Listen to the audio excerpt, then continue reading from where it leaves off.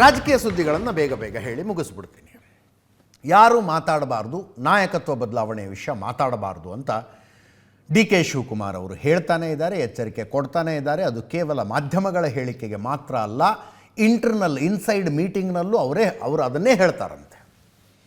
ನಾನು ಮುಖ್ಯಮಂತ್ರಿ ಆಗ್ತೀನಿ, ಸಿದ್ದರಾಮಯ್ಯನವರ ಸ್ಥಾನ ಬದಲಾವಣೆ ಆಗುತ್ತೆ ಅಂತೆಲ್ಲ ಹೇಳಿಕೆಗಳನ್ನು ಕೊಡಬೇಡಿ, ನೀವು ಸುಮ್ಮನಿದ್ರೆ ಅಷ್ಟೇ ಸಾಕು, ವಾತಾವರಣ ನನ್ನ ಪರವಾಗಿದೆ, ನಾನು ಸಿ ಎಂ ಆಗ್ತೀನಿ, ತಲೆ ಕೆಡಿಸ್ಕೋಬೇಡಿ ಅಂತಾರಂಥವ್ರು.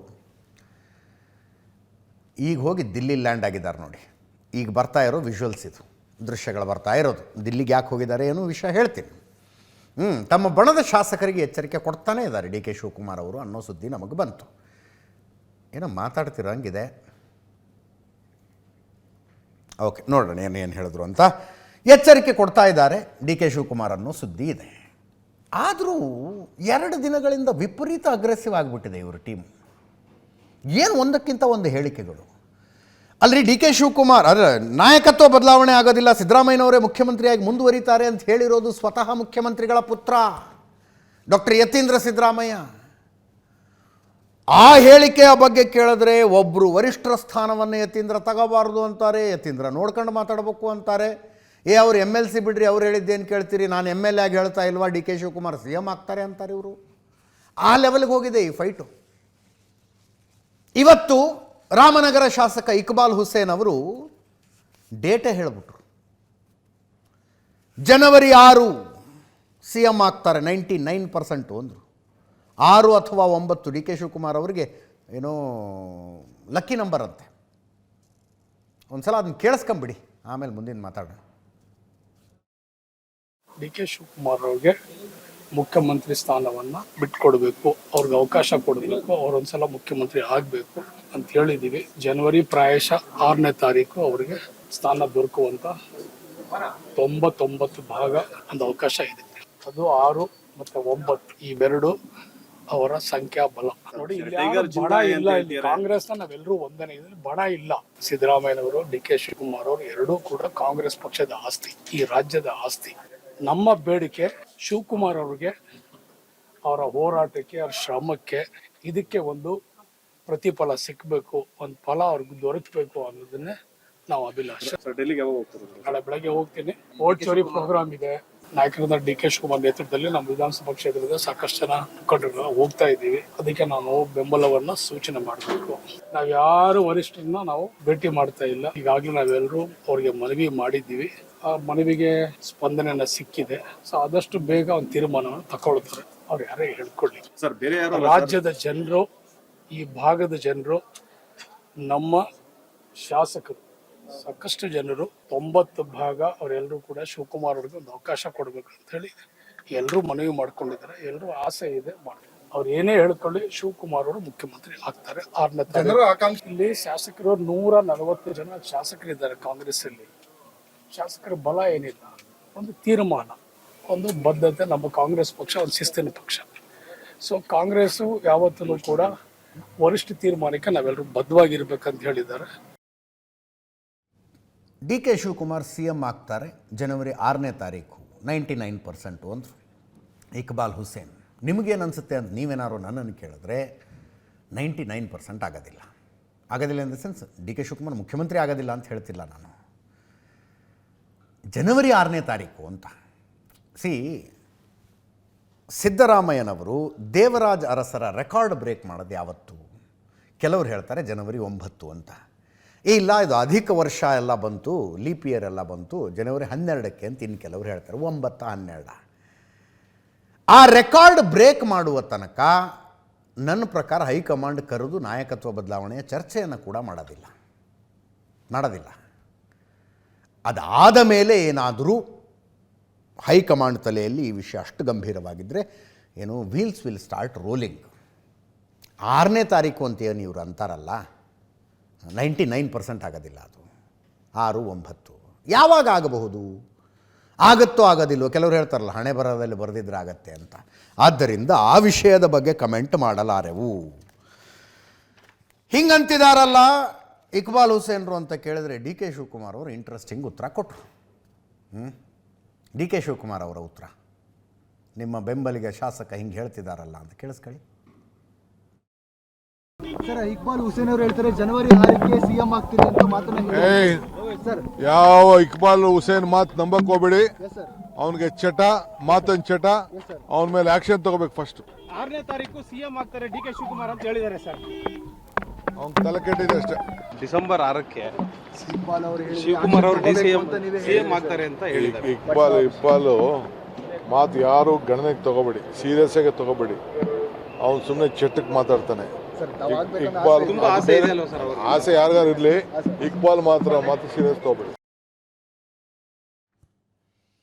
ಇಕ್ಬಾಲ್ ಹುಸೇನ್ಗೆ ಮಾತಿನ ಚಟಕ್ಕೆ ಮಾತಾಡ್ತಾನೆ. ಅವನ ಮಾತನ್ನು ಯಾರು ನಂಬಕ್ಕೆ ಹೋಗಬೇಡಿ, ಸೀರಿಯಸ್ ಆಗಿ ತಗೋಬೇಡಿ, ಅವನ ಮೇಲೆ ಮೊದಲು ಆ್ಯಕ್ಷನ್ ತಗೋಬೇಕು. ಡಿ ಕೆ ಶಿವಕುಮಾರ್ ಅವರು ಹೇಳಿದ್ದು. ಇವರ ಮಾತನ್ನು ಹೇಗೆ ಅರ್ಥೈಸಿಕೊಳ್ಳಬೇಕು? ಇಷ್ಟು ವರ್ಷದಿಂದ ನ್ಯೂಸ್ ಅವರ್ ನೋಡ್ತಿದ್ದೀರಿ, ನಿಮಗೆ ಬಿಡಿಸಿ ಹೇಳ್ಬೇಕಾ ಈ ಮಾತನ್ನು ಹೆಂಗೆ ಅರ್ಥೈಸಿಕೊಳ್ಳಬೇಕು ಅಂತ. ಸಿದ್ದರಾಮಯ್ಯನವರು ಇವತ್ತು ಗದಗ ಜಿಲ್ಲೆ ಲಕ್ಷ್ಮೇಶ್ವರದಲ್ಲಿದ್ದರು. ಯಾವುದೋ ಒಂದು ಪ್ರೈವೇಟ್ ಸ್ಕೂಲ್ ಪ್ರೋಗ್ರಾಮ್ಗೆ ಹೋಗಿದ್ರು ಅವರಲ್ಲಿ. ಅಲ್ಲಿ ಇಕ್ಬಾಲ್ ಹುಸೇನ್ ಅವರ ಹೇಳಿಕೆಗೆ ಅಂತ ಏನು ರಿಯಾಕ್ಷನ್ನು ಅಂತಲ್ಲ, ಒಟ್ಟಾರೆ ನಾಯಕತ್ವ ಬದಲಾವಣೆಗೆ ಹೈಕಮಾಂಡ್ ಹೇಳ್ದಂಗೆ ಕೇಳ್ತೀನಿ ಅಂತಂದರು. ಕೇಳಿಸ್ಕೊಳ್ಳಿ.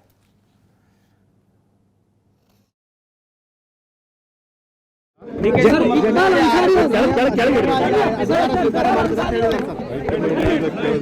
ಕೆ ಶಿವಕುಮಾರ್ ಸಿಎಂ ಆಗಿ ಪ್ರಮಾಣ ವಚನ ಸ್ವೀಕಾರ ಅಂತ ಹೇಳಿದ್ದಾರೆ ಸರ್.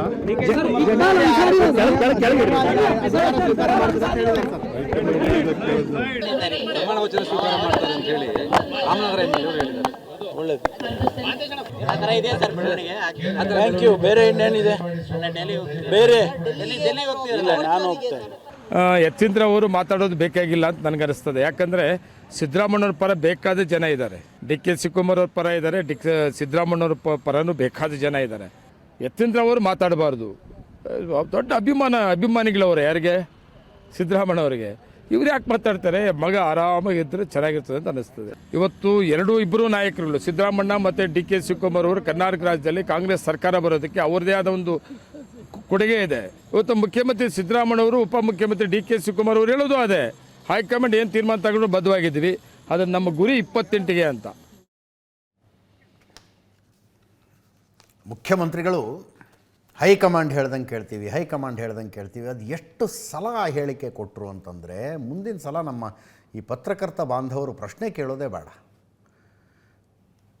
ಮೀಡಿಯಾದ ಮೈಕ್ ಕಂಡ ತಕ್ಷಣ ಹೇಳ್ಬಿಡ್ತಾರೇನೋ ಅವರು. ಹೈಕಮಾಂಡ್ ಹೇಳ್ದಂಗೆ ಕೇಳಿ ನೀವು ಎಷ್ಟು ಸಲ ಅವ್ರ ಬಾಯಲ್ಲಿ ಅದನ್ನ ಹೇಳಿಸ್ತೀರಿ?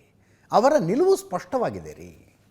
ಸೋನಿಯಾ ಗಾಂಧಿ, ರಾಹುಲ್ ಗಾಂಧಿ, ಪ್ರಿಯಾಂಕಾ ಗಾಂಧಿ, ಮಲ್ಲಿಕಾರ್ಜುನ ಖರ್ಗೆ ಅವರು, ಸುರ್ಜೇವಾಲಾ ಅವರು, ಕೆ ಸಿ ವೇಣುಗೋಪಾಲ್ ಸೇರಿ ಏನು ಡಿಸಿಷನ್ ತಗೊಳ್ತಾರೋ ಆ ಡಿಸಿಷನ್ಗೆ ಅವರು ಬದ್ಧಾಪ.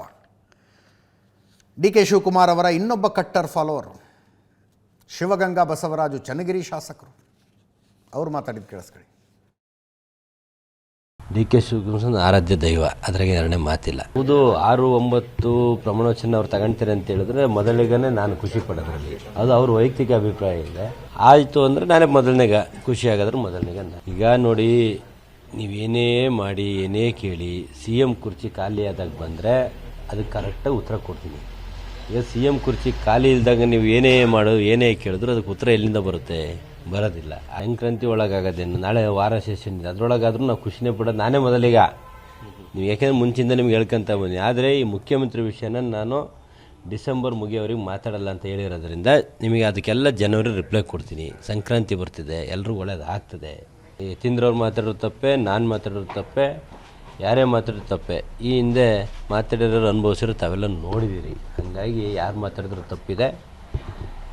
ಶಿಸ್ತು ಪಾಲನಾ ಸಮಿತಿಯವ್ರನ್ನ ಒಂದು ಸತಿ ನೀವು ಕ್ವಶನ್ ಹೋಗಿ ಕೇಳಿದ್ರೆ ಉತ್ತಮ ಆಗ್ತದೆ.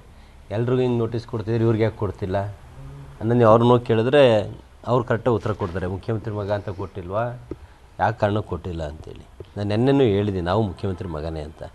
ತಾವು ನೋಡಿದ್ರೆಲ್ಲ ಗೊತ್ತಿಲ್ಲ ಮಾಧ್ಯಮಗಳು.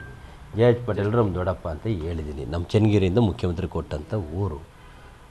ಯಾಕೆ ನಾವು ಮುಖ್ಯಮಂತ್ರಿ ಮಕ್ಕಳಲ್ವ? ಹಂಗಾರೆ ಈಗಾದರೂ ನೋಟಿಸ್ ಕೊಡ್ತದೆ ಹೈಕಮಾಂಡು. ಮುಂದಿನ ಅವ್ರಿಗೆ ಏನು ಕ್ರಮ ತಗೋದು ಹೈಕಮಾಂಡ್ ತೀರ್ಮಾನ ಮಾಡ್ತಾರೆ. ನೀವು ಸಂಬಂಧಪಟ್ಟವ್ರನ್ನ ಹೋಗಿ ಕೇಳಿದ್ರೆ ಉತ್ತಮ. ಜನವರಿ ಸಂಕ್ರಾಂತಿ ಖುಷಿ ಇರಲೇಬೇಕಲ್ಲ, ಸೂರ್ಯಪಥ ಬದಲಾವಣೆ ಆಗ್ತಾನೆ. ಊಟ ತಿಂಡಿ ಅವೆಲ್ಲ ಸಾಮಾನ್ಯ ಒಂದು ವಿಶ್ವಾಸ ಕೂಟ ಅಂತಾರೆ ಅದಕ್ಕೆ. ನೋಡಿ, ಡಿ ಕೆ ಶಿವಕುಮಾರ್ ಬಣದ ಶಾಸಕರ ಹೇಳಿಕೆಗಳು ಬಿರುಸಾಗ್ತಾ ಇದ್ದಾವೆ 2 ದಿವಸಗಳಿಂದ, ಅಂದೆ ಅಗ್ರೆಸಿವ್ ಆಗ್ತಾ ಇದ್ದಾವೆ ಅಂತ. ಡಿ ಕೆ ಶಿವಕುಮಾರ್ ಮುಖ್ಯಮಂತ್ರಿ ಆಗ್ತಾರೆ ಅನ್ನುವ ಹೇಳಿಕೆ ಮಾತ್ರ ಅಲ್ಲ, ಡಾಕ್ಟರ್ ಯತೀಂದ್ರ ಸಿದ್ದರಾಮಯ್ಯನವರ ಬಗ್ಗೆ ಅವರು ಆಡ್ತಾ ಇರುವ ಮಾತುಗಳು ಕೂಡ ಬಿರುಸಾಗ್ತಾ ಇದ್ದಾವೆ. ಇದೇ ಶಿವಗಂಗಾ ಬಸವರಾಜು ಹೇಳಿದ್ರು, ಯತೀಂದ್ರ ಸಿದ್ದರಾಮಯ್ಯ MLC, ಮುಖ್ಯಮಂತ್ರಿ ಯಾರಾಗಬೇಕು ಅನ್ನೋ ನಿರ್ಣಯದಲ್ಲಿ ಅವರಿಗೆ ಓಟಿಲ್ಲ, ನಾನು MLA, ನನಗೆ ಓಟಿದೆ, ನನ್ನನ್ನು ಕೇಳಿ ಅಂದರು ಅವರು. ಇವತ್ತು ಶಿಸ್ತು ಸಮಿತಿನೂ ಕೇಳಿ, ನಾವು ಮಾತಾಡಿದ್ರೆ ನೋಟಿಸ್ ಕೊಡ್ತಾರೆ, ಅವ್ರು ಮಾತಾಡಿದ್ರೆ ನೋಟಿಸ್ ಯಾಕಿಲ್ಲ ಅಂತಿದ್ದಾರೆ. ಇದರದ್ದೇ ಮುಂದುವರೆದ ಭಾಗ ದೃಶ್ಯಗಳಲ್ಲಿ ನೋಡಿದ್ರಿ. ಉಪಮುಖ್ಯಮಂತ್ರಿ ಡಿ ಕೆ ಶಿವಕುಮಾರ್ ಅವರು ದಿಲ್ಲಿ ಏರ್ಪೋರ್ಟಿಗೆ ಇಳಿದು ಹೊರಗಡೆ ಬರ್ತಾ ಇದ್ದ ದೃಶ್ಯಗಳನ್ನು ನೋಡಿದ್ರಿ. ಆ್ಯಕ್ಚುಲಿ ಮೊದಲು ಬಂದ ಮಾಹಿತಿ ನಾಳೆ ಬೆಳಗ್ಗೆ ಮುಖ್ಯಮಂತ್ರಿಗಳು ಉಪಮುಖ್ಯಮಂತ್ರಿಗಳು ಇಬ್ಬರು ಒಟ್ಟೊಟ್ಟಿಗೆ ದಿಲ್ಲಿಗೆ ಹೋಗ್ತಾರೆ ಅಂತ. ಡಿ ಕೆ ಶಿವಕುಮಾರ್ ಯಾಕೋ ಈಗಲೇ ಹೋಗ್ಬಿಟ್ರು. ನಾಳೆ ಓಟ್ ಚೋರಿ ವಿರುದ್ಧ ಕಾಂಗ್ರೆಸ್ಸಿನ ದೊಡ್ಡ ಪ್ರತಿಭಟನೆ ಇದೆ ದಿಲ್ಲಿಯಲ್ಲಿ. ರಾಮಲೀಲಾ ಮೈದಾನದಲ್ಲಿ ಮಾಡ್ತಾ ಇದ್ದಾರೆ. ಎಲ್ಲ ರಾಜ್ಯಗಳಿಂದ ಕಾರ್ಯಕರ್ತರು, ಪದಾಧಿಕಾರಿಗಳು, ನಾಯಕರೆಲ್ಲ ಬರ್ತಿದ್ದಾರೆ.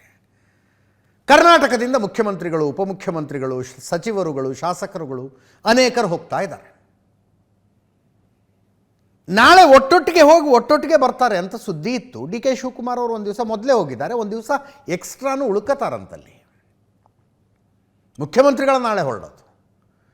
ಇವತ್ತು ರಾತ್ರಿ ಏನಾದರೂ ವರಿಷ್ಠರ ಭೇಟಿ ಇದೆಯಾ, ಅಥವಾ ಒಂದು ದಿವಸ ಎಕ್ಸ್ಟ್ರಾ ಉಳ್ಕತಾರಲ್ಲ ವರಿಷ್ಠರನ್ನೇನಾದರೂ ಭೇಟಿ ಆಗ್ತಾರಾ? ಲಾಜಿಕಲಿ ಯೋಚನೆ ಮಾಡಿದರೆ ಆ ಸಾಧ್ಯತೆಗಳು ಕಾಣಿಸ್ತಾ ಇಲ್ಲ. ರಾಹುಲ್ ಗಾಂಧಿಯವರು ಹೈದರಾಬಾದ್ನಲ್ಲಿದ್ದಾರೆ. ಈಗ ರಾಹುಲ್ ಗಾಂಧಿಯವರ ಭೇಟಿಯೇ ಕ್ರೂಷಿಯಲ್ಲು ಡಿ ಕೆ ಶಿವಕುಮಾರ್ ಅವರ ಪಾಲಿಗೆ. ಹೈದರಾಬಾದ್ನಲ್ಲಿದ್ದಾರೆ, ಮೆಸ್ಸಿ ಜೊತೆಗಿದ್ದಾರೆ ಅವರು. ನಾಳೆ ಇಡೀ ದಿನ ಪ್ರತಿಭಟನೆಯಲ್ಲಿ ಹೋಗುತ್ತೆ. ನಾಡಿದ್ದು ರಾಹುಲ್ ಗಾಂಧಿಯವರು ಜರ್ಮನಿಗೆ ಹೊರಟರು. ರಾಹುಲ್ ಗಾಂಧಿಯವರ ಭೇಟಿ ಅಂತೂ ಆಗೋದಿಲ್ಲ ಅಂತಾಯಿತು. ಅಂದರೆ ಆಗುವುದು ಕಷ್ಟ ಸಾಧ್ಯ. ನಾಳೆ ಪ್ರತಿಭಟನೆ ಮುಗಿಸಿದ ಮೇಲೆ ಮಾಡ್ತಾರಾ? ಈ ಎಲ್ಲ ಗೊಂದಲಗಳ ಮಧ್ಯದಲ್ಲಿ ಇಷ್ಟೊಂದು ಅವಸರವಾಗಿ ಮುಖ್ಯಮಂತ್ರಿಗಳನ್ನು ಉಪಮುಖ್ಯಮಂತ್ರಿಗಳನ್ನು ಕರೆದು ಕೂಡಿಸ್ಕೊಂಡು ಮೀಟಿಂಗ್ ಮಾಡುವ ಮೈಂಡ್ನಲ್ಲಿ ಹೈಕಮಾಂಡ್ ಇದ್ದದ್ದೇ ನಿಜ. ಆದರೆ ಒಬ್ಬರ ಮನೆಗೊಬ್ಬರು ಹೋಗಿ ಬ್ರೇಕ್ಫಾಸ್ಟ್ ಮಾಡಿ ಅಂತ ಹೇಳ್ತಾ ಇರಲಿಲ್ಲ. ಆ ಬ್ರೇಕ್ಫಾಸ್ಟ್ ಮೀಟಿಂಗ್ ಆಗ್ತಿರಲಿಲ್ಲ. ಅಧಿವೇಶನ ಮುಗಿಯುವ ತನಕ ಕರ್ನಾಟಕದಲ್ಲಿ ಎದ್ದಿರುವ ಈ ಸಮಸ್ಯೆಯ ಬಗ್ಗೆ Congress high command application of mind ಮಾಡೋದು ಡೌಟ್ಫುಲ್. ಆಗೋದಿಲ್ಲ ಅನ್ಸುತ್ತದು. ವರಿಷ್ಠರನ್ನು ಭೇಟಿಯಾಗುವ ಪ್ಲ್ಯಾನ್ ಏನಾದರೂ ಇದೆಯಾ ಅಂತ ಕೇಳಿದ್ರೆ ಇಲ್ಲ ಅಂತಾನು ಹೇಳಲಿಲ್ಲ, ಇದೆ ಅಂತಾನು ಹೇಳಲಿಲ್ಲ. ಡಿ ಕೆ ಶಿವಕುಮಾರ್ ಅವರು ಅಡ್ಡಡ್ಡ ತಲೆ ಆಡಿಸಿದ್ರು. ಅದರ ಅರ್ಥ ವರಿಷ್ಠರ ಭೇಟಿ ಏನು ಆಗ್ತಾ ಇಲ್ಲ. ಯತೀಂದ್ರ ಅವರ ಹೇಳಿಕೆ, ಜಮೀರ್ ಅಹ್ಮದ್ ಖಾನ್ರ ಹೇಳಿಕೆಗಳ ಬಗ್ಗೆ ಕಂಪ್ಲೇಂಟ್ ಮಾಡ್ತಾರಾ? ಪಾಸಿಬಿಲಿಟಿ ಇದೆ, ಕಂಪ್ಲೇಂಟ್ ಮಾಡಬಹುದು.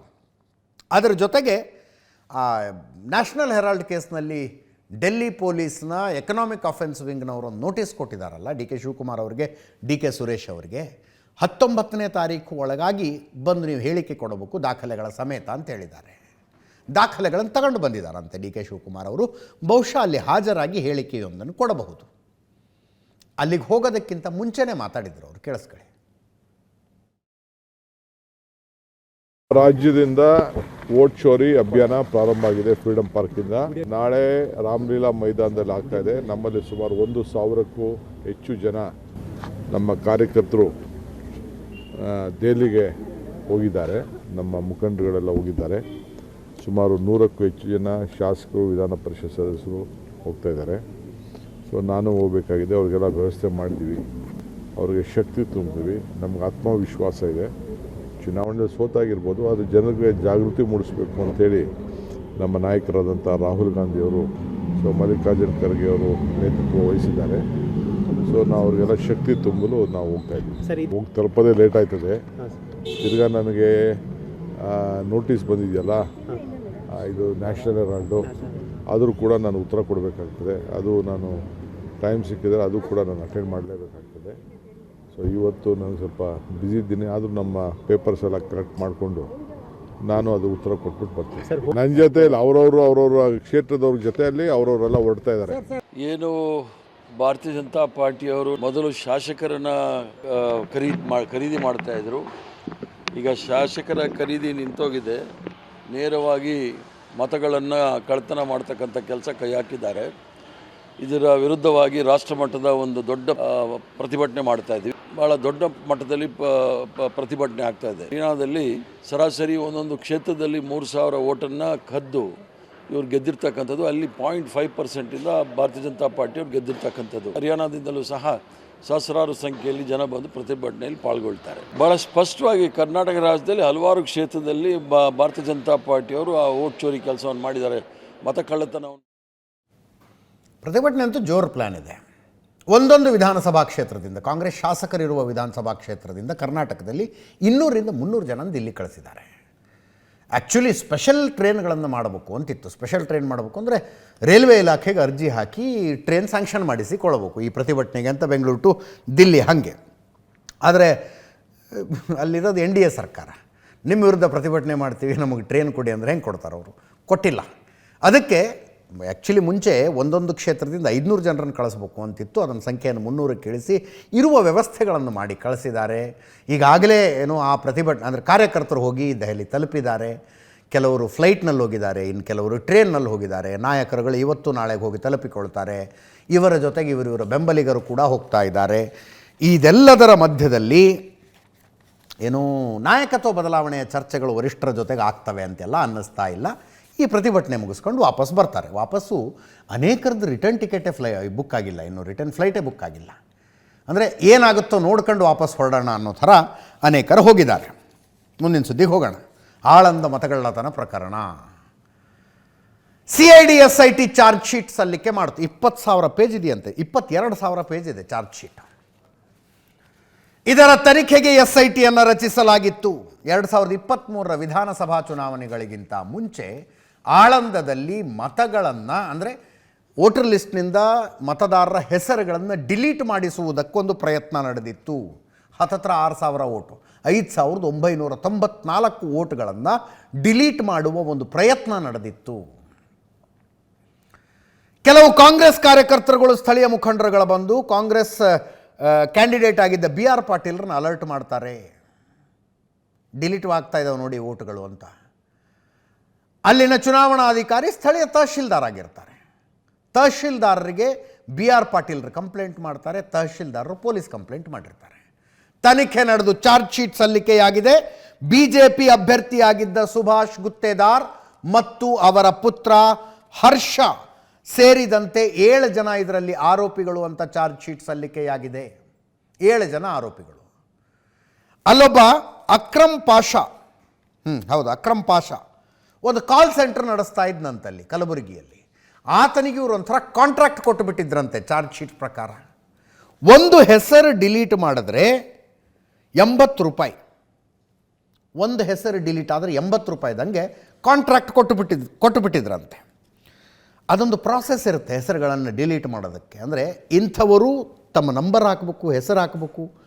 ನಾವು ಇಂಥವರು ಇಲ್ಲ ಅಥವಾ ಬೇರೆ ಊರಿಗೆ ಶಿಫ್ಟ್ ಆಗಿದ್ದಾರೆ, ಸತ್ತೋಗಿದ್ದಾರೆ, ಅದೆಲ್ಲ ಹೇಳಿ ಇದನ್ನು ಡಿಲೀಟ್ ಮಾಡೋದಕ್ಕೆ ಹಾಕ್ತೀವಿ ಅಂತ ಅಫಿಷಿಯಲಿ ಗೊತ್ತಾಗಬೇಕು ಯಾರು ಹಾಕ್ತಿದ್ದಾರೆ ಇದನ್ನು ಅಂತ. ಆವಾಗ ಎಲೆಕ್ಷನ್ ಕಮಿಷನ್ನಿಂದ ಮೊಬೈಲ್ಗೆ OTP ಹೋಗುತ್ತೆ. ಆ OTP ತೆಗೆದುಕೊಡೋದಕ್ಕೆ ಕಲ್ಕತ್ತಾದಲ್ಲಿ ಒಬ್ಬರನ್ನ ವ್ಯವಸ್ಥೆ ಮಾಡಿದ್ರಂತೆ. ಆ OTP ಕೊಡೋದಕ್ಕೆ 10 ರೂಪಾಯಿ ಕೊಡ್ತಿದ್ರಂತೆ ಒಂದು OTPಗೆ. ಬಟ್ ಸುಭಾಷ್ ಗುತ್ತೇದಾರ್ ಮತ್ತು ಅವರ ಪುತ್ರ ಮಾತ್ರ ಇದು ರಾಜಕೀಯ ಪ್ರೇರಿತ, ನಾಳೆ ದಿಲ್ಲಿಯಲ್ಲಿ ಪ್ರತಿಭಟನೆಯಲ್ಲಿ ಮಾತಾಡೋಕ್ಕೆ ಸಿಗಲಿ ಅಂತ ಅರ್ಜೆಂಟಾಗಿ ಚಾರ್ಜ್ ಶೀಟ್ ಹಾಕಿಸಿದ್ದಾರೆ ಅಂತ ಹೇಳ್ತಾ ಇದ್ದಾರೆ. ಕೇಳಿಸ್ಕೊಳ್ಳಿ. ಇದರಲ್ಲಿ ನೋಡಿ ಸರ್, ವೋಟ್ ಡಿಲೀಟ್ ಮಾಡೋದ್ರಲ್ಲಿ ನಮ್ದು ಏನೂ ಪಾತ್ರ ಇಲ್ಲ. ನಮ್ಮ ಮೇಲೆ ಸುಳ್ಳೆ ಆಪಾದನೆ ಕೊಡಬೇಕೆಂಬುದೇ ಒಂದು ವಿಚಾರ. BR ಪಾಟೀಲ್ರು ಆರಿಸಿ ಬಂದರು. ಈಗ 2.5 ವರ್ಷ ಆಯಿತು. ವೋಟ್ ಚೋರಿ ಬಗ್ಗೆ ಏನೂ ಹೇಳಿಲ್ಲ. ಈ BR ಪಾಟೀಲ್ದು ಉದ್ದೇಶ ಅದೇ, ಈ ಮುಂದೆ ಹರ್ಷ ಗುತ್ತೇದಾರ್ ನಿಂದಿರ್ತಾನೆ ಅಂಬೋದು ಒಂದು ಉದ್ದೇಶದಿಂದ ನನಗೆ ಮತ್ತು ಅವನಿಗೆ ಇಬ್ಬರಿಗೆ ನಿಲ್ಲಕ್ಕೆ ಬರಲಾರ್ದಂಗೆ ಮಾಡಬೇಕಂಬೋದೇ ಒಂದು ಉದ್ದೇಶದಿಂದ ಈ ಪ್ರಕರಣ ಇವತ್ತು ನಮ್ಮ ಹೆಸರು ಹಾಕಿದ್ದಾರೆ. ಇದೇ ಅಲ್ಲಿ ಸ್ಟ್ರೈಕ್ ಇದೆ ತಂದು ಕೇಸಿಂದ BR ಪಾಟೀಲ್ರೇ ಅವ್ರ ಸರ್ಕಾರ ಇದೆ ಹೇಳಿ ಕೇಸಿಂದ ಚಾರ್ಜ್ ಶೀಟ್ ಹಚ್ಚಿದ್ದಾರೆ. ಇವತ್ತು ಚಾರ್ಜ್ ಶೀಟು ಫೈಲ್ ಆಗಿದೆ. ಒಂದು ಓಟು ಶಿಫ್ಟ್ ಮಾಡೋಕ್ಕೆ 800 ರೂಪಾಯಿ, ಅದು ಕೂಡ ದಾಖಲೆ ಎಲ್ಲ ಸಿಕ್ಕಿದೆ. ಹೊರಗಡೆ ರಾಜ್ಯದವ್ರನ್ನ ಫೋನ್ ನಂಬರ್ ತೆಗೆದುಕೊಂಡು ಬಂದು ಇಲ್ಲೆಲ್ಲ ಓಟ್ ಶಿಫ್ಟ್ ಮಾಡಲಿಕ್ಕೆ, ಡಿಲೀಟ್ ಮಾಡಲಿಕ್ಕೆ ಪ್ರಯತ್ನ ಮಾಡಿದ್ದಾರೆ. ಯಾವ ಮಾರಿದರೆ ನಮ್ಮ ಹಳನಿ ಶಾಸಕರು ಸೋತೋಗ್ಬಿಡ್ತಿದ್ರು. ದೇಶದಲ್ಲಿ ನ್ಯಾಯ ಸಿಗಬೇಕು, ಮತದಾನಕ್ಕೆ ಹಕ್ಕು ಸಿಗಬೇಕು. ಆ ವಿಚಾರದಲ್ಲಿ ನಮ್ಮ ಸಂಪೂರ್ಣವಾದಂಥ ಹೋರಾಟ ರಾಹುಲ್ ಗಾಂಧಿಯವರ ಧ್ವನಿಗೆ ಶಕ್ತಿ ತುಂಬಬೇಕು. ಈ ಪ್ರಕರಣ ಏನಿದೆ ಕಂಪ್ಲೀಟ್ಲಿ ಫಾಲ್ಸ್ ಆ್ಯಂಡ್ ಫ್ಯಾಬ್ರಿಕೇಟೆಡ್ ಪ್ರಕರಣ. ನಮ್ಮ ತಂದೆಯವರು ಸುಭಾಷ್ ಗುತ್ತೇದಾರ್ ಅವ್ರ ಮೇಲಾಗಲಿ ನನ್ನ ಮೇಲಾಗಲಿ ಇದು BR ಪಾಟೀಲ್ ಅವರು 2023ರಲ್ಲಿ ಕೇಸ್ ಆಗುತ್ತೆ FIR. ಅದು ಆದಮೇಲೆ ಅವರು ಆಯ್ಕೆ ಆಗ್ತಾರೆ. ವೋಟ್ ಚೋರಿ ಆಗಿದ್ದರೆ ಅವ್ರು ಹೆಂಗೆ ಆಯ್ಕೆ ಆಗ್ತಾರೆ? BR ಪಾಟೀಲ್ರಿಗೆ ಇದೊಂದು ಅವಕಾಶ ಬಳಸ್ಕೋಬೇಕು, ನಾನು ಕೂಡ ರಾಹುಲ್ ಗಾಂಧಿಗೆ ಹತ್ತಿರ ಆಗಬೇಕು, ಮಂತ್ರಿ ಆಗಬೇಕು ಅನ್ನೋ ಉದ್ದೇಶದಿಂದ ಇದು ಜನರಿಗೆ ಒಂದು ಮಿಸ್ಗೈಡ್ ಮಾಡಬೇಕು. ಇದು ಒಂದು ಹೊಸ ನೆರೆಟಿವ್. ಕಾಂಗ್ರೆಸ್ಸಿನ ಸೋಲು ಮತ್ತು ಅವ್ರ ನಾಯಕತ್ವದ ಸೋಲು ತಮ್ಮ ಪಕ್ಷದಲ್ಲಿ ತಮ್ಮ ವಿರುದ್ಧ ಆಗಬಾರ್ದು ಜನ ಅಂತಂದು ಮತ್ತು ಅವರು ವೋಟರ್ಸಿಗೆ ಒಂದು ಹಿಡಿದು ಇಟ್ಕೊಳ್ಳೋ ಸಲುವಾಗಿ ಇದು BJP ವೋಟ್ ಚೋರಿ ಮಾಡ್ತಾಯಿದೆ ಅಂತ ಒಂದು ನೆರೆಟಿವ್ ಹರಿಬಿಟ್ರು. ರಾಜ್ಯ ರಾಜಕಾರಣದ ಒಂದು ಸುದ್ದಿ ಇದೆ, ನೇರವಾಗಿ ರಾಜಕಾರಣದ್ದು ಅಂತಲ್ಲ. ನಮ್ಮ ಉಪಮುಖ್ಯಮಂತ್ರಿ DK ಶಿವಕುಮಾರ್ ಅವರು ಅಪಾರ್ಟ್ಮೆಂಟ್ ಅಸೋಸಿಯೇಷನ್ನಿನ ಸಭೆ ಕರೆದಿದ್ದರು. ಅಪಾರ್ಟ್ಮೆಂಟ್ ಅಸೋಸಿಯೇಷನ್ ಅಂತ ಒಂದು ಇದೆ, ಅಪಾರ್ಟ್ಮೆಂಟ್ ನಿವಾಸಿಗಳ ಸಂಘ. ಅಲ್ಲಿ ಬೇಜಾರಿನಲ್ಲಿ ಮಾತಾಡಿದ್ರು. ಬೇಜಾರು ಅನ್ನೋದಕ್ಕಿಂತ ಸಿಟ್ಟಿನಲ್ಲಿ ಮಾತಾಡಿದ್ರು ಅಂದರೆ ಕರೆಕ್ಟ್. ಸಿಟ್ಟಿನಲ್ಲಿ ಮಾತಾಡಿದ್ರು. ನಿಮ್ಮನ್ನೆಲ್ಲ ಕರೆದು ವಿಶ್ವಾಸಕ್ಕೆ ತಗೋಬೇಕು ಅಂತೇನಿಲ್ಲ, ಆದರೂ ಕರಿತಾ ಇದ್ದೀವಿ ಅಂತ ಹೇಳಿದ್ರು. ಅವ್ರಿಗೆ DK ಸುರೇಶ್ರ ಸೋಲಿದೆಯಲ್ಲ ಕಳೆದ ಲೋಕಸಭಾ ಚುನಾವಣೆಯಲ್ಲಿ, ಅದು ಅಷ್ಟು ದೊಡ್ಡ ಮಾರ್ಜಿನ್ನಿನ ಸೋಲು ಡಾಕ್ಟರ್ ಮಂಜುನಾಥ್ ಅವರ ವಿರುದ್ಧ, ಅದು ಸಹಜ, ಅದು ಕುಟುಕುತ್ತೆ. ಆ ವಿಷಯ ತಿಳ್ಕೊಂಡ್ರು, ಆ ವಿಷಯ ಮಾತಾಡಿದ್ರು. ಏನೆಲ್ಲ ಮಾಡಿರಲಿಲ್ಲ ನಿಮಗೆ ನಾವು, ಆದರೂ ಸೋಲಿಸ್ಬಿಟ್ರಲ್ಲ. DK ಸುರೇಶರಿಗೆ ಕಡಿಮೆ ಓಟ್ ಬಂದಿದ್ದು ಸಿಟಿ ಏರಿಯಾಗಳಲ್ಲಿ, ರೂರಲ್ ಏರಿಯಾಗಳಲ್ಲಿ ಚೆನ್ನಾಗಿ ಬಂದಿತ್ತು. ಬೆಂಗಳೂರಿಗಾಗಿ ಶ್ರಮಿಸಿದ್ದೀವಿ, ಆದರೂ 1 ಲಕ್ಷ ಓಟ್ ಕಡಿಮೆ ಬಂತು, ನನ್ನ ತಮ್ಮನನ್ನು ಸೋಲಿಸಿದ್ರಿ, ಯಾಕೆ ಸಹಾಯ ಮಾಡ್ಬೇಕು ನಿಮಗೆ ಅನಿಸುತ್ತೆ ಒಂದೊಂದು ಸಲ. ಬೆಂಗಳೂರಿನಲ್ಲಿ ನೀವು ಹೆಚ್ಚು ಓಟ್ BJPಗೆ ತಾನೇ ಕೊಟ್ಟಿರೋದು. ನಾನು ನೇರ ದಿಟ್ಟವಾಗಿ ಮಾತಾಡ್ತೀನಿ, ಬೇಜಾರು ಮಾಡ್ಕೋಬೇಡಿ, ನಿರಂತರವಾಗಿ ಅಂದಿದ್ರು ಮುಗಿದೋಗಿರೋದು. ನಿಮಗೆ ಕರುಣೆ ಇಲ್ಲದೆ ಹೋದ ಮೇಲೆ ನಮಗ್ಯಾಕೆ ಅಂತ ಅನಿಸುತ್ತೆ. ಬೆದರಿಕೆ ಹಾಕೋದು ನಮ್ಮ ಸರ್ಕಾರದ ವಿರುದ್ಧ ನಡೆಯಲ್ಲ, ಭ್ರಮೆ ಬೇಡ ಅಂತ. ಅದು ಯಾರೋ ಒಬ್ಬರು ಹೆಬ್ಬಾರ್ ಅಂತ ಪತ್ರ ಬರೆದಿದ್ದಾರಂತೆ, ಕಿರಣ್ ಹೆಬ್ಬಾರ್ ಅಂತ. ನೇರ ಎಚ್ಚರಿಕೆನೇ ಕೊಟ್ಟರು, ಹೆಬ್ಬಾರ್ ಅಂತ ಹೆಸರು ತಗೊಂಡು. ನಾನು ನೇರವಾಗಿ ಹೇಳ್ತೀನಿ, ನನಗೆ ಎಚ್ಚರಿಕೆ ಕೊಡೋ ಮುಂಚೆ ಹುಷಾರು. ನಾನು ಮೋದಿಗೆ ಅಮಿತ್ ಶಾಗೆ ಹೆದರಿಲ್ಲ ಅಂತಾರವರು. ನಾನು ಮೋದಿಗೆ ಅಮಿತ್ ಶಾಗೆ ಹೆದರಿಲ್ಲ, ಜೈಲಿಗೆ ಹೋದೆ ನಾನು. ನಿಮ್ಮ ಪತ್ರಗಳಿಗೆಲ್ಲ ಹೆದರ್ತೀನ ಅಂತ ಕೇಳಿಸ್ಕೊಳ್ಳಿ ಒಂದು ಸಲ. ಕೊನೆಗೆ ಎಲೆಕ್ಷನ್ ಬಂತು, ಡಬ್ಬ ನೋಡಿದೆ, ನನ್ನ ತಮ್ಮನ್ನ ಒಂದೊಂದು ಕ್ಷೇತ್ರದಲ್ಲಿ 1 ಲಕ್ಷ ಓಟಲ್ಲಿ ಸೋಲ್ಸಿದ್ರಿ. That is the big gift you have given to us. Whatever you people promise you did not help us. ನಾವು ಏಂತಕ್ಕೆ ಮಾಡ್ತಾ ಇದ್ದೀವಿ ಅಂತೇಳಿ, ಯಾಕೆ ಸಹಾಯ ಮಾಡಬೇಕು ಅನ್ನೋದು ನನಗೆ ಬಂದ್ಬಿಡ್ತು. ನಾವು ಅಷ್ಟೆಲ್ಲ ಶ್ರಮಪಟ್ಟು ನಿಮಗೆ ಸಹಾಯ ಮಾಡಿದ್ರು ಕೂಡ ನಿಮಗೆ ಕರುಣೆನೇ ಇಲ್ಲದೆ ಹೋದ್ಮೇಲೆ ನಮ್ಗಿನ್ನೇನು ಬೇಕು? ನಾವೇನೋ ನಮಗೆ ಸಹಾಯ ಮಾಡ್ತೀರಿ, ನಮಗೆ ಹೆಲ್ಪ್ ಮಾಡ್ತೀರಿ ಅಂತ ನಾವು ತಿಳ್ಕೊಂಡಿದ್ದೀವಿ. But you never helped us. But still okay, ಇವತ್ತು ಈ ಬಿಲ್ ಬಗ್ಗೆ ಎಲೆಕ್ಷನ್ ಟೈಮಲ್ಲಿ ಕರೆದೆ, ಕೆಲವ್ರಿಗೆಲ್ಲ ಮಾತಾಡಿದೆ, ಈ ಮಾತಾಡೋಣ ಅಂತ ಹೇಳಿದೆ. But still I thought that I should call you, consult you. ನಮ್ಮ ಆಫೀಸರ್ಸಲ್ಲಿ ಒಂದು ಒಪಿನಿಯನ್ ಇದೆ ಈ ಬಿಲ್ ಬಗ್ಗೆ. ಇದಾದ್ಮೇಲೆ ನಮ್ಮ MLAs ಒಂದು ಒಪಿನಿಯನ್ ಇದೆ, ಕ್ಯಾಬಿನೆಟ್ ಮಿನಿಸ್ಟರ್ಸ್ ಒಂದು ಒಪಿನಿಯನ್ ಇದೆ. But it should be A very fair bill. ಏಕೆಂದ್ರೆ ನಾನು ಮಾಡ್ತಾ ಇರೋಂಥ ಕಾನೂನು ಇದು. ನಿಮ್ಮ ಧ್ವನಿ ಸರ್ಕಾರದ ಧ್ವನಿ ಆಗಬೇಕು, ಶಾಸಕರ ಧ್ವನಿ ಸರ್ಕಾರದ ಧ್ವನಿ ಆಗಬೇಕು. ಇನ್ನು ನಾನು ಯಾರು ಅಂತ ಕೆಲವ್ರು ಗೊತ್ತಿಲ್ಲ ಅಂತ ಕಾಣ್ತದೆ. ಯಾರೋ ಒಬ್ಬ ಕಿರಣ್ ಹೆಬ್ಬಾರ್ ಅಂತ, ಈ ದೇಶದ ಹೋಮ್ ಮಿನಿಸ್ಟರ್ಗೆ ಎದುರದೆ ಜೈಲಿಗೆ ಹೋಗಿ ಬಂದಿರೋ ನಾನು. ನಿನ್ಗೆ ಅವನು ಯಾವನೊಬ್ಬ ಹೆಬ್ಬಾರ್ಗೆ ಎದುರ್ಕೊಳ್ತೀನ ನಾನು? ಬೇಸಿಕ್ ಕಾಮನ್ ಸೆನ್ಸ್ ಇಟ್ಕೊಳ್ಬೇಕು, ಯಾರ ಹತ್ರ ಡೀಲ್ ಮಾಡ್ತಾ ಇದ್ದೀವಿ ಅಂತ. ನಾನು ಇರೋದು ನಿಮ್ಗೋಸ್ಕರ. I have called you to help you. You can't warn this government, ಯಾವನೇ ಆಗಿರ್ಲಿ. ಸ್ವಲ್ಪ ಬೇಸಿಕ್ ಕಾಮನ್ ಸೆನ್ಸ್ ಇಟ್ಕೊಳ್ಬೇಕು.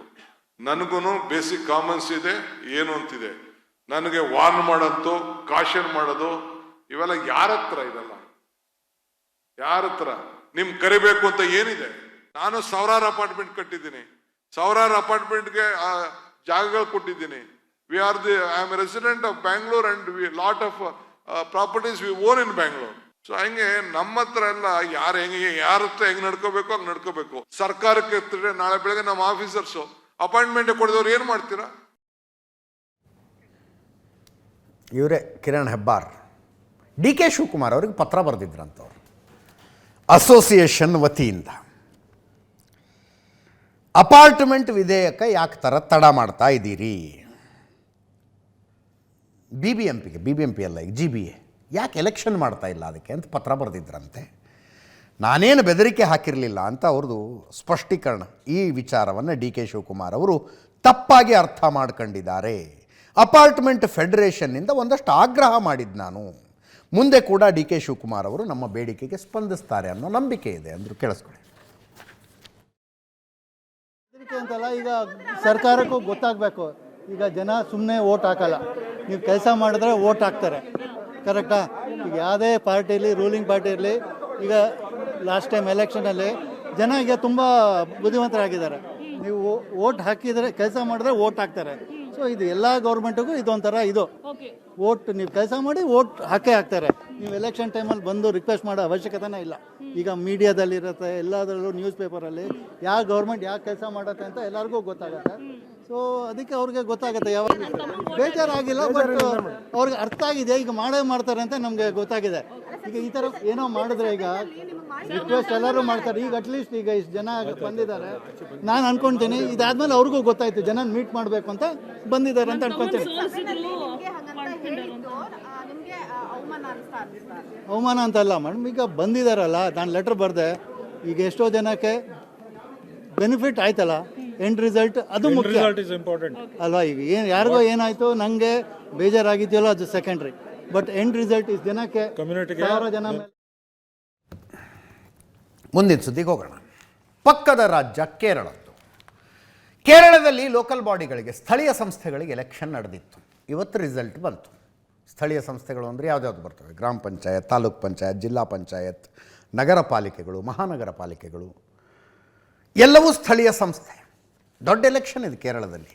ಅದರಲ್ಲೂ ಇನ್ನು 6 ತಿಂಗಳಿಗೆ ವಿಧಾನಸಭಾ ಎಲೆಕ್ಷನ್ ಇದೆ. ಅಲ್ಲಿ ವಿಧಾನಸಭಾ ಚುನಾವಣೆಗಿಂತ ಮುಂಚೆ ನಡೆದಾಗ ಇನ್ನೊಂಥರ ಸೆಮಿಫೈನಲ್ ಮ್ಯಾಚ್ ನೋಡ್ದಂಗೆ ನೋಡ್ತಾ ಇದ್ರು.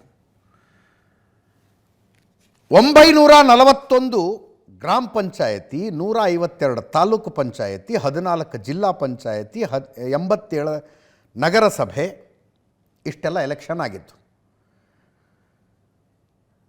ರಿಸಲ್ಟ್ ಏನಾಯಿತು? ನೀವು ಕೇರಳದ್ದು ಸುಮ್ಮನೆ ಬ್ರಾಡರ್ ಲೈನಲ್ಲಿ ಹೇಳಬೇಕು ಅಂದರೆ ಅಲ್ಲಿ 2 ಅಲಯನ್ಸ್ಗಳಿದ್ದಾವೆ. ಒಂದು LDF, ಇನ್ನೊಂದು UDF. LDF ಲೆಫ್ಟ್ ಪಾರ್ಟಿಗಳದ್ದು, ಅಂದರೆ ಕಮ್ಯುನಿಸ್ಟ್ ಪಕ್ಷವನ್ನು ಒಳಗೊಂಡಿರುವಂಥ ಮೈತ್ರಿಕೂಟ. UDF ಕಾಂಗ್ರೆಸ್ ಪಕ್ಷವನ್ನು ಒಳಗೊಂಡಿರುವಂಥ ಮೈತ್ರಿಕೂಟ. ಲೆಫ್ಟ್ ಡೆಮೊಕ್ರೆಟಿಕ್ ಫ್ರಂಟ್ ಮತ್ತು ಯುನೈಟೆಡ್ ಡೆಮೊಕ್ರೆಟಿಕ್ ಫ್ರಂಟ್, 2 LDF ಮತ್ತು UDF. ಅದನ್ನು ಹೊರತುಪಡಿಸಿದ್ರೆ ಸ್ಟ್ರಗಲ್ ಮಾಡ್ತಾ ಇರೋರು ಈ BJPಯನ್ನು ಒಳಗೊಂಡಿರುವ ಮೈತ್ರಿಕೂಟ NDA. ಕೇರಳದ ಮತದಾರ ಒಂದು ಸಲ ವಿಧಾನಸಭಾ ಚುನಾವಣೆಯಲ್ಲಿ ಒಮ್ಮೆ ಗೆಲ್ಲಿಸಿದವನನ್ನು ಇನ್ನೊಂದು ಸಲ ಗೆಲ್ಲಿಸೋದಿಲ್ಲ ಆತ.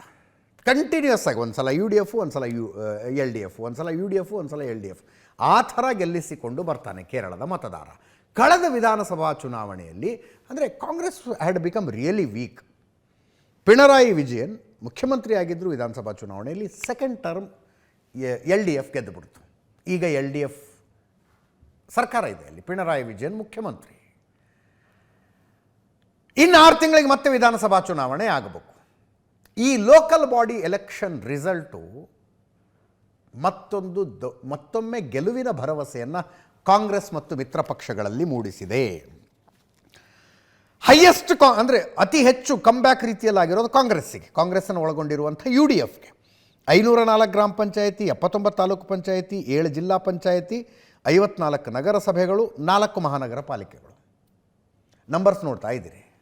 LDF ಸೆಕೆಂಡ್ ಪೊಸಿಷನ್ನಲ್ಲಿದೆ, ಆಡಳಿತಾರೂಢ ಮೈತ್ರಿಕೂಟ. ಸಮಬಲ ಇರೋದು ಅದರ ಸಂಖ್ಯೆಗಳನ್ನು ನೋಡ್ತಾ ಇದ್ದೀರಿ. NDAಗೆ ಅಂದರೆ BJPಯ ಪಾಲಿಗೆ ಕೆಲವು ರಾಜ್ಯಗಳು ಕಬ್ಬಿಣದ ಕಡಲೆ, ಇದು ಹೆಂಗೆ ಕ್ರ್ಯಾಕ್ ಮಾಡೋದು ಅಂತ ತಲೆ ಕೆಡಿಸ್ಕೊತಾರೆ ಅವರು.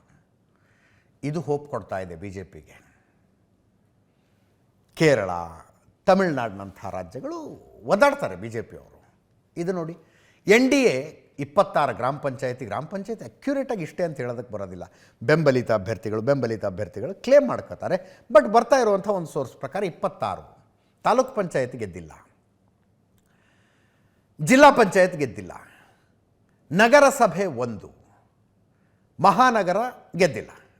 ನಗರಸಭೆ 2, ಮಹಾನಗರ 1. ನಗರಸಭೆ 2, ಮಹಾನಗರ 1. ಈ ಮಹಾನಗರ ಇದೆಯಲ್ಲ, ತಿರುವನಂತಪುರಂ, ಕೇರಳದ ರಾಜಧಾನಿ ತಿರುವನಂತಪುರಂನಲ್ಲಿ. ಇದು BJP ಅವರು ಹೇಳ್ತಾ ಇದ್ದಾರೆ, ಕ್ಲೇಮ್ ಮಾಡ್ತಿದ್ದಾರೆ 20% ವೋಟ್ ಬಂದಿದೆ ನಮಗೆ ಅಂತ. ಗೊತ್ತಿಲ್ಲ, ವೋಟ್ ಪರ್ಸೆಂಟೇಜ್ ಎಲ್ಲ ಬರಬೇಕು. ನೀವು ಸ್ಥಾನಗಳ ಲೆಕ್ಕಕ್ಕೆ ಹೋಗಿದ್ರೆ NDA 1416 ಗ್ರಾಮ ಪಂಚಾಯತ್ ಸದಸ್ಯರು, 54 ತಾಲೂಕು ಪಂಚಾಯತ್ ಸದಸ್ಯರು, ಒಬ್ಬ ಜಿಲ್ಲಾ ಪಂಚಾಯತ್ ಸದಸ್ಯ, 324 ನಗರಸಭೆ ಸದಸ್ಯರು ಮತ್ತು 93 ಮಹಾನಗರ ಪಾಲಿಕೆ ಸದಸ್ಯರನ್ನು ಗೆಲ್ಲಿಸಿಕೊಂಡಿದೆ. ಯಾವುದು ಕಬ್ಬಿಣದ ಕಡಲೆ ಆಗಿತ್ತೋ, ಹಾರ್ಡ್ ನಟ್ ಆಗಿತ್ತೋ ಕ್ರ್ಯಾಕ್ ಮಾಡೋದಕ್ಕೆ, ಅಲ್ಲಿ ಬೇರು ಬಿಡುವುದರ ಆರಂಭ ಇದು ಅಂತ BJP ಅವರು ಹೇಳ್ತಾ ಇದ್ದಾರೆ. ಸ್ವತಃ ಪ್ರಧಾನಿ ನರೇಂದ್ರ ಮೋದಿ ತ್ರಿವೇಂದ್ರಂನ ಗೆಲುವಿಗೆ, ತಿರುವನಂತಪುರಂನ ಗೆಲುವಿಗೆ ಟ್ವೀಟ್ ಮೂಲಕ ಅಭಿನಂದಿಸಿದರು. ಇಷ್ಟು ವರ್ಷ ತಲೆಮಾರುಗಳು ಏನು ಶ್ರಮ ಪಟ್ಟಿದ್ವಲ್ಲ, ಅದರ ಫಲ ಇದು. BJP ಆಡಳಿತವನ್ನು ಅಲ್ಲಿನ ಜನ ಬಯಸ್ತಾ ಇದ್ದಾರೆ ಅನ್ನುವುದರ ಸ್ಪಷ್ಟ ಸಂದೇಶ ಅಂತ ಹೇಳಿದ್ರು. ಅತಿ ಹೆಚ್ಚು ಸಂಭ್ರಮಕ್ಕೆ ಕಾರಣ ಇರೋದು ಕಾಂಗ್ರೆಸ್ ನೇತೃತ್ವದ ಮೈತ್ರಿಕೂಟಕ್ಕೆ. ಪ್ರಧಾನಿ ನರೇಂದ್ರ ಮೋದಿ ಅವರ ಟ್ವೀಟು. LDF UDFನಿಂದ ಜನ ಬೇಸತ್ತಿದ್ದಾರೆ, ಕೇರಳ ಬೇಸತ್ತು ಹೋಗಿದೆ, ವಿಕಸಿತ ಕೇರಳ ನಿರ್ಮಿಸುವ ಏಕೈಕ ಆಯ್ಕೆಯಾಗಿದ್ದ NDAನ ನೋಡ್ತಾ ಇದ್ದಾರೆ. ತಿರುವನಂತಪುರಂ ಕಾರ್ಪೊರೇಷನ್ನಲ್ಲಿ BJP NDAಗೆ ಜಯ ಸಿಕ್ಕಿದೆ. ಈ ಬಹುಮತವು ಕೇರಳ ರಾಜಕೀಯದಲ್ಲಿ ಒಂದು ಮಹತ್ವದ ಕ್ಷಣ. ರಾಜ್ಯದ ಅಭಿವೃದ್ಧಿಯನ್ನು ನಮ್ಮ ಪಕ್ಷದಿಂದ ಮಾತ್ರ ಪೂರೈಸಲು ಸಾಧ್ಯ. ತಿರುವನಂತಪುರಂ ಅದ್ಭುತ ಫಲಿತಾಂಶ. BJP ಕಾರ್ಯಕರ್ತರಿಗೆ ಕೃತಜ್ಞತೆ, ಕಾರ್ಯಕರ್ತರೇ ನಮ್ಮ ಶಕ್ತಿ ಅಂತ ಪ್ರಧಾನಿ ನರೇಂದ್ರ ಮೋದಿ ಟ್ವೀಟ್ ಮಾಡಿದ್ದಾರೆ. ಇನ್ನೊಂದು ಕಡೆ ರಾಹುಲ್ ಗಾಂಧಿ ಅವರು UDF ಮೇಲೆ ನಂಬಿಕೆ ಇಟ್ಟದ್ದಕ್ಕಾಗಿ ಕೇರಳ ಜನರಿಗೆ ಧನ್ಯವಾದ. ಇದು ನಿರ್ಣಾಯಕ ಮತ್ತು ಹೃದಯ ಸ್ಪರ್ಶಿ ಜನಾದೇಶ. ಈ ಫಲಿತಾಂಶಗಳು UDF ವಿಶ್ವಾಸದ ಸಂಕೇತ ಆಗಿದೆ. ಅಸೆಂಬ್ಲಿ ಚುನಾವಣೆಯಲ್ಲಿ 6 ತಿಂಗಳಿಗೆ ಬರಲಿರುವಂಥ ವಿಧಾನಸಭಾ ಚುನಾವಣೆಯಲ್ಲಿ ನಾವು ಗೆಲ್ತೀವಿ ಅನ್ನುವುದನ್ನು ಈ ರಿಸಲ್ಟ್ ತೋರಿಸ್ತಾ ಇದೆ. ಸಂದೇಶ ಸ್ಪಷ್ಟವಾಗಿದೆ. ಕೇರಳ ಈಗ ಜವಾಬ್ದಾರಿಯುತ ಆಡಳಿತ ಬಯಸುತ್ತದೆ. ಪಕ್ಷದ ಪ್ರತಿಯೊಬ್ಬ ನಾಯಕ ಮತ್ತು ಕಾರ್ಯಕರ್ತರಿಗೆ ಕೃತಜ್ಞತೆ ಅಂತ ರಾಹುಲ್ ಗಾಂಧಿಯವರ ಟ್ವೀಟು. ಇನ್ನೊಂದು ಕಡೆ ಶಶಿ ಥರೂರ್ ಯಾಕೆ ಮ್ಯಾಟರ್ ಆಗುತ್ತೆ ಅಂತಂದರೆ, ಕಾಂಗ್ರೆಸ್ ನಾಯಕರು, ಒಬ್ಬ ಸಂಸದರು, ತಿರುವನಂತಪುರಂನ ಸಂಸದರು. ಅವರು ಪ್ರತಿನಿಧಿಸುವ ತಿರುವನಂತಪುರಂ ಕ್ಷೇತ್ರದಲ್ಲಿ ಕಳೆದ 40 ವರ್ಷಗಳಿಂದ ಅನಿಸುತ್ತೆ ನಿರಂತರವಾಗಿ LDF ಗೆಲ್ತಾ ಬರ್ತಿತ್ತು. ಮುನ್ಸಿಪಾಲ್ಟಿ ಎಲೆಕ್ಷನ್ನಲ್ಲಿ 40 ವರ್ಷದಿಂದ LDF ಗೆಲ್ತಾ ಇತ್ತು. ಈ ಸಲ BJP ಗೆದ್ದಿದೆ. UDF 2ನೇ ಸ್ಥಾನದಲ್ಲಿದೆ, 3ನೇ ಸ್ಥಾನಕ್ಕೆ LDF. ಶಶಿ ಥರೂರ್ ಅವರು ಕೇರಳದ ಚುನಾವಣೆಗಳಲ್ಲೇ ಇದು ಅದ್ಭುತ ಫಲಿತಾಂಶದ ದಿನ, ಯಾಕಂದರೆ ಕಾಂಗ್ರೆಸ್ ಗೆದ್ದಿದೆ. ಮುಂದಿನ ಕೇರಳ ಚುನಾವಣೆಗೆ ಇದು ಪ್ರಬಲ ಸಂಕೇತವಾಗಿದೆ. ಆಡಳಿತ ವಿರೋಧಿ ಅಲೆ ಎಲ್ಲವೂ ಸ್ಪಷ್ಟವಾಗಿ ಗೋಚರಿಸ್ತಾ ಇದೆ. ತಿರುವನಂತಪುರಂನಲ್ಲಿ BJPಯ ಐತಿಹಾಸಿಕ ದಾಖಲೆಯನ್ನು ಒಪ್ಪಿಕೊಳ್ತೇನೆ. BJP ಅವರ ಗೆಲುವಿಗೆ ನಾನು ಅಭಿನಂದನೆ ಹೇಳ್ತೇನೆ. ರಾಜಧಾನಿಯಲ್ಲಿ ಗಮನಾರ್ಹವಾದ ಬದಲಾವಣೆ. ಈ ಗೆಲುವು ಕೇರಳ ಸುಧಾರಣೆಗಾಗಿ ನನ್ನ ಕೆಲಸ ನಾನು ಮುಂದುವರಿಸ್ತೀನಿ ಅಂದರು. ಇನ್ನು ಕೇರಳ BJP ರಾಜ್ಯಾಧ್ಯಕ್ಷ ರಾಜೀವ್ ಚಂದ್ರಶೇಖರ್ ಅವರು ಮಾತಾಡಿದ್ದಾರೆ. ಈ ಗೆಲುವನ್ನು ವಿಶ್ಲೇಷಣೆ ಮಾಡಿದ್ದಾರೆ. 20% ವೋಟ್ ಬಂದಿದ್ದಾವೆ ಅಂತ ನಮ್ಮ ಪ್ರಿಲಿಮಿನರಿ മാഹിതി ಅಂತ ಹೇಳಿದ್ದಾರೆ. കേൾസ്ಕೊಳ್ಳಿ. BJP NDA മുമ്പോട്ട് വെച്ച വികസിത കേരളം ജനങ്ങൾ സ്വീകരിച്ചു. അതിന്റെ ഒരു റിസൾട്ടാണ് നമ്മൾ ഇന്ന് കാണുന്നത്. തിരുവനന്തപുരം കോർപ്പറേഷൻ, മുനിസിപ്പാലിറ്റീസ്, എത്രയോ ഗ്രാമപഞ്ചായത്ത് മുനിസിപ്പാലിറ്റീസിൽ നമ്മളുടെ ഒരു മുന്നേറ്റം, നമ്മളുടെ ഒരു ചാട്ടം, ഈ റിസൾട്ട് നമ്മളെല്ലാവരും കാണുന്നുണ്ട്. ഒരു അനാലിസിസ് എല്ലാം കഴിഞ്ഞ് നമ്മൾ കൃത്യമായി നമുക്ക് കാണാൻ കഴിയും. ഒരു 20% മേലെ നമുക്ക് വോട്ട് കിട്ടിയിട്ടുണ്ട്. എത്രയോ ഗ്രാമപഞ്ചായത്തും ലോക്കൽ ബോഡിയിൽ നമ്മൾ ഒപ്പോസിഷനും അല്ലെങ്കിൽ നമ്മൾ ഭരിക്കുന്ന ഒരു സ്ഥിതിയിലാണ് BJP NDA എന്ന് ജനങ്ങൾ തീരുമാനിച്ചു. അപ്പോൾ ഇത് വികസിത കേരളം, വികസനം എന്ന കാഴ്ചപ്പാട് മുമ്പോട്ട് വെച്ച BJP NDA ജനങ്ങൾ സ്വീകരിക്കുന്നു. അതാണ് ഇതിന്റെ ഏറ്റവും പ്രധാനപ്പെട്ട ഒരു മെസ്സേജ്. പിന്നെ രണ്ടാമതൊരു പൊളിറ്റിക്കൽ മെസ്സേജ്, രാഷ്ട്രീയ മെസ്സേജ്. ആർക്കും ഒരു സംശയമില്ല, LDF ഭരിച്ച 10 കൊല്ലം ഭരിച്ച LDFന്റെ പരാജയമാണെന്ന്. അവരെ അഴിമതി, അവര് ശബരിമലയെ ചെയ്ത ദ്രോഹം, അവരെ എത്രയോ അനാസ്ഥയും കുറ്റകരമായ അനാസ്ഥയും അവരുടെ കഴിവില്ലായ്മയും അതിന്റെ ഒരു ഇനി വരാൻ പോകുന്ന അസംബ്ലി ഇലക്ഷനിൽ ആരാണ് വികസനം ചെയ്യാൻ പോകുന്നത്, ആരാണ് ജനങ്ങൾക്ക് വേണ്ടി പ്രവർത്തിക്കാൻ പോകുന്നത്, അത് ജനങ്ങൾ തീരുമാനിക്കും. അപ്പോൾ ഞങ്ങൾക്ക് 100% കോൺഫിഡൻസ് ഉണ്ട്. ഇനി വരാൻ പോകുന്ന 5-6 മാസം അസംബ്ലി ഇലക്ഷന്റെ കാലമാണ്. നമ്മൾ ഇവിടെ വികസന സന്ദേശം, വികസിത കേരളത്തിന്റെ കാഴ്ചപ്പാട് മുമ്പോട്ട് വെച്ച് ತಿರುವನಂತಪುರಂ ಮಹಾನಗರ ಪಾಲಿಕೆ ಇನ್ನೆರಡು ನಗರ ಪಾಲಿಕೆಗಳು, ಒಂದು ತ್ರಿಪುನಿತುರ ಮತ್ತು ಪಾಲಕ್ಕಾಡ್. ಪಾಲಕ್ಕಾಡ್ನ ಸತತ 3ನೇ ಸಲ ಗೆದ್ದಿದ್ದಾರೆ ಬಿ ಜೆ ಪಿಯವರು. ಇನ್ನೊಂದನ್ನು ಮೊದಲನೆಯ ಸಲ. ಮುಂದಿನ ಸುದ್ದಿಗೆ ಹೋಗೋಣ. ಲಿಯೋನಲ್ ಮೆಸ್ಸಿ ಜಾಗತಿಕ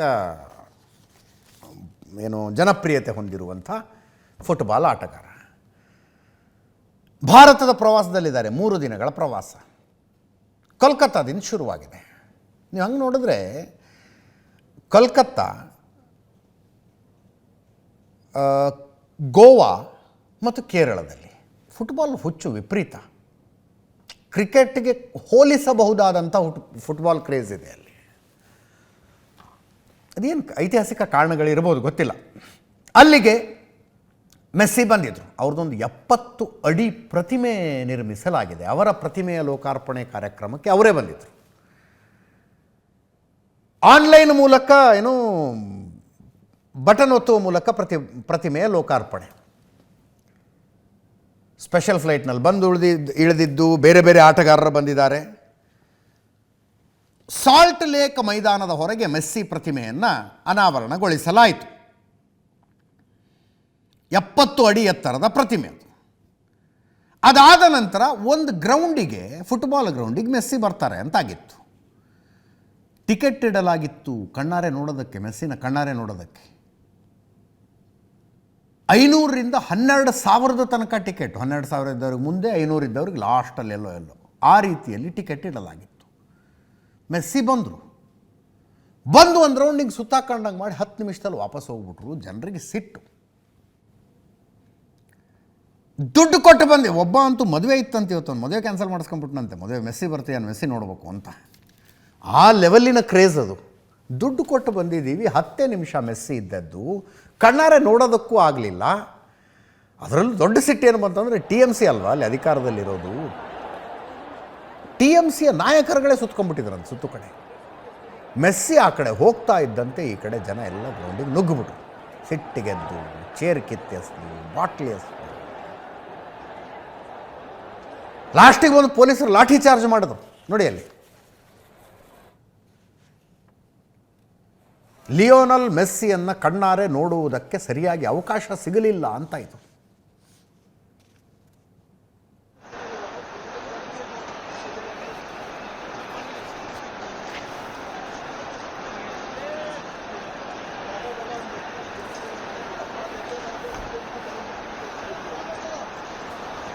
ಭದ್ರತಾ ಕಾರಣ ಜನ ಸೇರ್ಕೊಂಡು ಗಲಾಟೆ ಆಗುತ್ತೆ ಅಂತಾನೆ ಆ್ಯಕ್ಚುಲಿ ಪ್ರತಿಮೆ ಇರುವ ಜಾಗಕ್ಕೂ ಮೆಸ್ಸಿನ ಕರ್ಕೊಂಡು ಹೋಗಲಿಲ್ಲ ಅಂತ.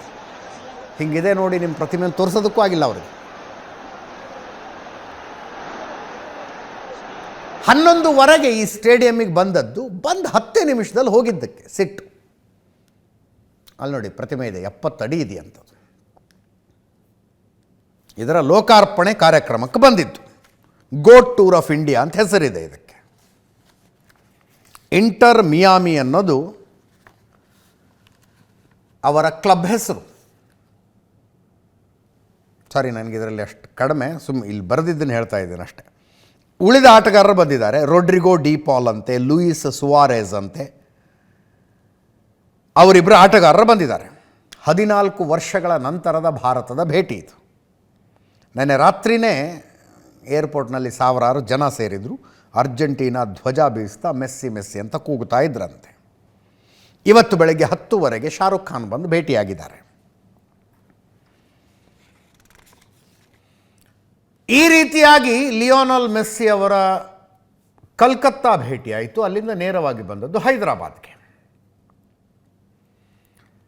ಮುಖ್ಯಮಂತ್ರಿ ರೇವಂತ್ ರೆಡ್ಡಿ ಅವರು ಸ್ವಾಗತಿಸಿದರು. ರಾಜೀವ್ ಗಾಂಧಿ ಮೈದಾನದಲ್ಲಿ ಫ್ರೆಂಡ್ಲಿ ಮ್ಯಾಚ್. ಮುಖ್ಯಮಂತ್ರಿಗಳ ತಂಡಕ್ಕೂ ಲಿಯೋನಲ್ ಮೆಸ್ಸಿ ತಂಡಕ್ಕೂ ಫ್ರೆಂಡ್ಲಿ ಮ್ಯಾಚ್. ನೋಡ್ತಾ ಇದ್ದೀರಿ ದೃಶ್ಯಗಳನ್ನು. ಸ್ಟೇಡಿಯಂನಲ್ಲಿ ಕೆಕ್ಕಿರಿದು ತುಂಬಿದ್ದಾರೆ ಜನ. Messi Messi ಘೋಷಣೆಗಳಿದ್ದಾವೆ. ರಾಹುಲ್ ಗಾಂಧಿಯವರು ಮೆಸ್ಸಿನ ಭೇಟಿಯಾದರು.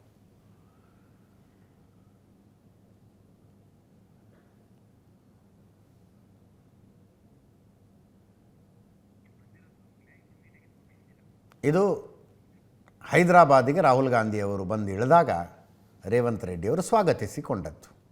ಮೆಸ್ಸಿ ಭೇಟಿಯಾಗಿರೋ ದೃಶ್ಯಗಳು ಇನ್ನೂ ಬಂದಿಲ್ಲ. ನಾಳೆ ಮುಂಬೈಗೆ ಬರ್ತಾರೆ. ನಾಡಿದ್ದು ದಿಲ್ಲಿಯಲ್ಲಿ ಪ್ರಧಾನಿ ನರೇಂದ್ರ ಮೋದಿ ಅವರನ್ನು ಭೇಟಿಯಾಗ್ತಾರೆ. ಮುಂದಿನ ಸುದ್ದಿಗೆ ಹೋಗೋಣ. ಇದರೊಂದಿಗೆ ಇವತ್ತಿನ ನ್ಯೂಸ್ ಅವರ್ ಮುಗಿಸ್ತಾ ಇದ್ದೀನಿ. ನೇರ ದಿಟ್ಟ ನಿರಂತರ ಸುದ್ದಿಗಾಗಿ ನೋಡ್ತಾ ಇರಿ ಏಷ್ಯಾನೆಟ್ ಸುವರ್ಣ.